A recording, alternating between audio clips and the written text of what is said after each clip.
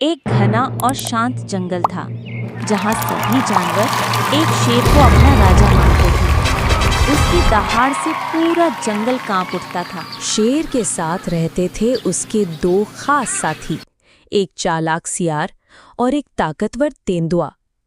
तीनों मिलकर जंगल पे राज करते थे। एक दिन दूर रेगिस्तान से भटकता हुआ एक ऊंट जंगल में आ पहुंचा।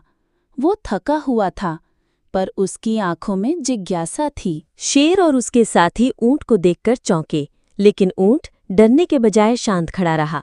शेर ने उसे पास बुलाया, जंगल में रहने की इजाजत दी। जल्द ही वो चारों अच्छे दोस्त बन गए, साथ खाते, साथ हंसते और एक दूसरे का साथ निभाते। एक दिन शिकार करते समय शेर के पंजे में गहरी चोट लग गई। अब वो चल नहीं पा रहा था। पूरा जंगल जैसे थम सा गया था। दिन बीतते गए, शिकार नहीं हो पाया। शेर, सियार और तेंदुआ भूखे थे, लेकिन ऊंट सब भूख से बेहाल सियार ने तेंदुए को एक चालाक योजना बताई। अगर ऊंट की बलि दी जाए तो पेट भर सकता है। सियार और तेंदुआ शेर के पास गए और बोले, महाराज, अगर आपको राहत मिलती है तो हम अपने प्राण देने को तैयार हैं। ऊंट ने दोस्तों की भलाई के लिए खुद को बलिदान के लिए प्रस्तुत कर दिया। वो बोला, अगर मेरी जरूरत हो तो मेरा शरीर भी हाजिर है। ऊंट की मासूमियत का फायदा उठाया गया।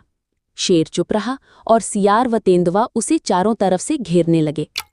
जिन्हें ऊंट ने दोस्त माना, उन्होंने ही उसे शिकार बना दिया। जंगल में एक सच्चे मित्र की आहुति दे दी गई। ऊंट की मृत्यु के बाद जंगल में सन्नाटा छा गया।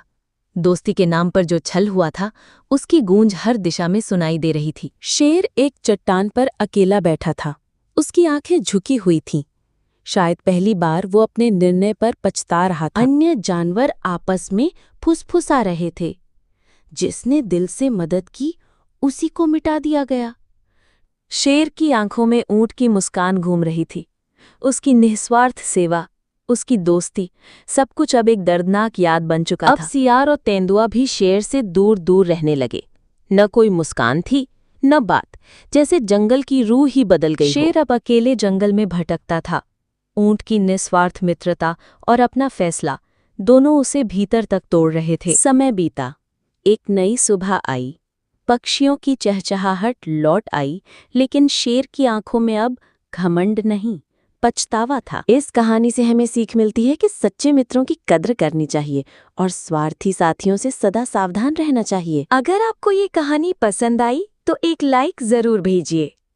नई एआई कहानियों के लिए सब्सक्राइब करना ना भूलें। वंडर किड्स पर रोज नई नैतिक कहानियां मिलेंगी। आपकी पसंदीदा पंचतंत्र की कहानी कौन सी है? नीचे कमेंट करें।